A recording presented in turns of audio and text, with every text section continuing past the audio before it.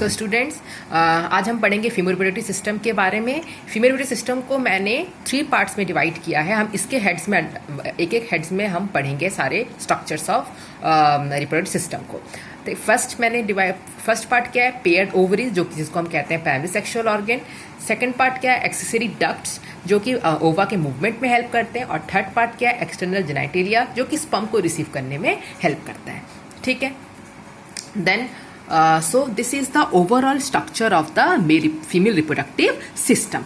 So this is ovary, this is fallopian tube or oviduct, this is uterus, this is cervix or this is vagina. This cervix plus vagina is known as the birth canal. So focus on ovary.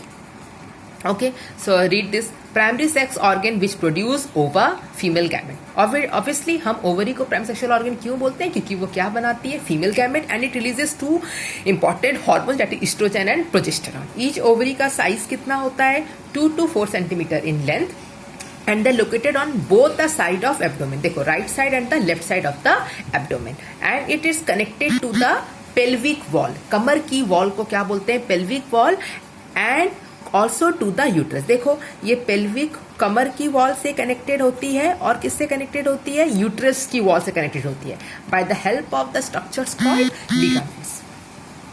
Okay, then next point is internal structure of the ovary.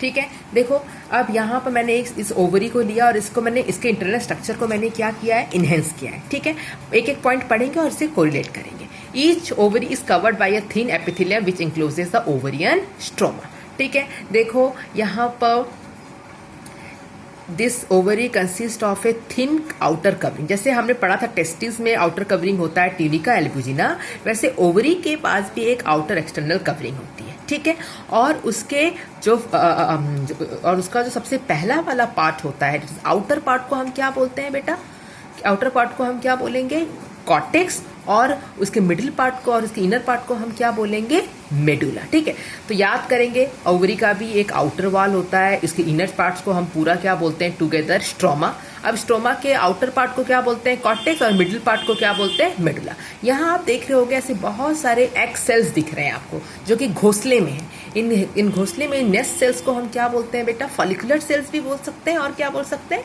Graafian follicles भी बोल सकते हैं, after the name of the scientist. ठीक है, और देखो ये जितना भी ये जो फॉलिकुलर सेल्स है, इसमें देखना ये सारे क्या है, फॉलिकल सेल्स हैं, बीच में देखो एक ओवम है, तो हर फॉलिकल सेल्स के अंदर क्या है, एक एक ovum is placed.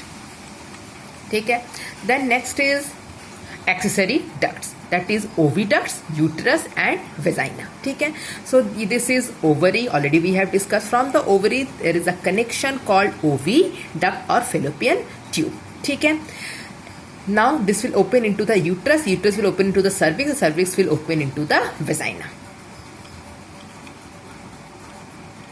Now learn this about oviduct.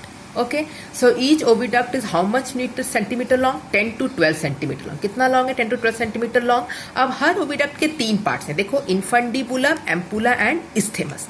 Infundibulum में देखो फिंगर लाइक स्ट्रक्चर्स हैं, इसको क्या बोलते हैं, फिमरी, जिससे कि ये ओवा कलेक्ट करता है ओवरी से और उसे पास करता है to the site of the fertilization. इस साइट को हम क्या बोलेंगे, देखो ये एम्पुला और इस्थेमिक के बीच का जो जंक्शन है, एम्पुलरी इस्थेमिक जंक्शन, यहाँ पर होता है फर्टिलाइजेशन। तो फिमरी का काम क्या होता है, एग को कलेक्ट करना, फिर वो एग एम्पुला से होते हुए कहाँ आएगा, एम्पुला इस्थेमिक जंक्शन, जहाँ पर फर्टिलाइजेशन होता है।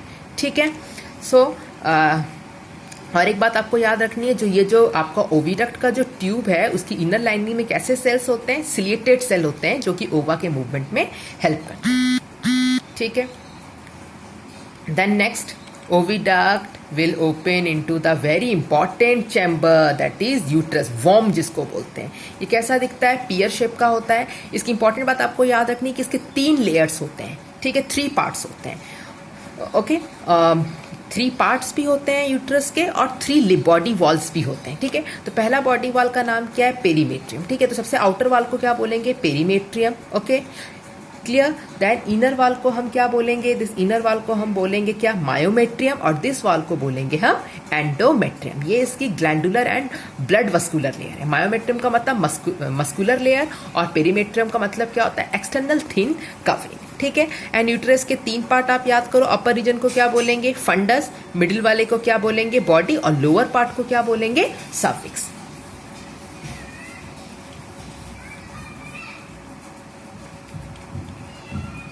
अच्छे से देखो, now this uterus will open into the next lower narrow opening, जिसको हम बोलते हैं आपका वेजिना बोलते हैं, ठीक है।